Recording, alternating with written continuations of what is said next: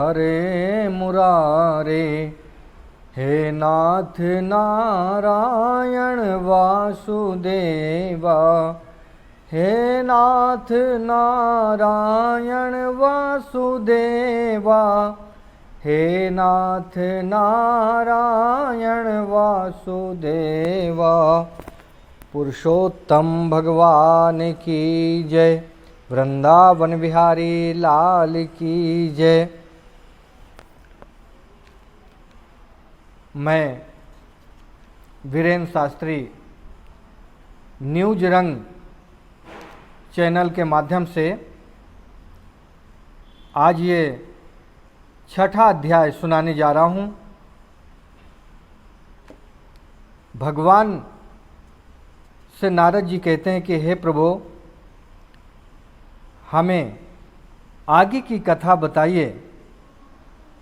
भगवान नारायण नारद जी को ये कथा सुनाते हैं। भगवान कहते हैं कि नारद जी, एक राजा धृतधन्वा का संपूर्ण इतिहास मुझसे सुनिए। नारद जी के वचनों को सुनकर नारायण कहते हैं कि नारद जी, गंगा के किनारे बसा हुआ हृदय नाम का एक प्रदेश था। उस राज्य में पराक्रमी सात्विक प्रकृति वाला चित्रधर्मा नाम का एक राजा राज्य करता था। वह अपनी शक्ति और पराक्रम के कारण सारे संसार में प्रसिद्ध था। उस राजा को अपनी रानी द्वारा एक पुत्र उत्पन्न हुआ। वह पुत्र भी बड़ा सुंदर शरीर व आकृति वाला, विशाल नेत्रों वाला। उसका नाम दृढ़धन्वा रखा। वह पुत्र दिन प्रतिदिन चंद्रकला के समान बढ़ने लगा और बहुत ही विद्वान, 14 विद्याओं में पारंगत, संपूर्ण शरीर बल शौर्य से परिपूर्ण होकर युवावस्था में प्रवेश किया।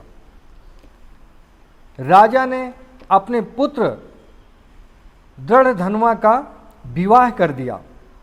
विवाह के बाद दृढ़धन्वा को 4 पुत्र हुए और एक पुत्री हुई। उनके नाम थे चित्रवाग, चित्रबाहु, मणिमान और चित्रकुंडल, तथा कन्या का नाम चारुमती रखा। ये सभी बालक अत्यंत सुंदर और शुभ लक्षणों से युक्त सर्वगुण संपन्न थे।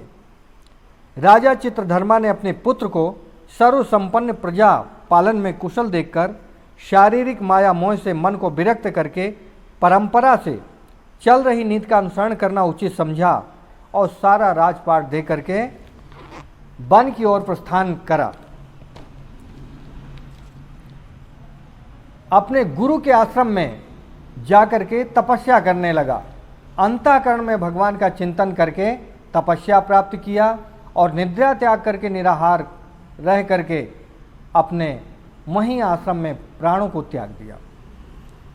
इधर धृतधन्वा राजा अपने राज्य का विस्तार कर दिया और कीर्ति जैसे आकाश में शुक्ल पक्ष में चंद्रमा के प्रकाश के समान फैल गई।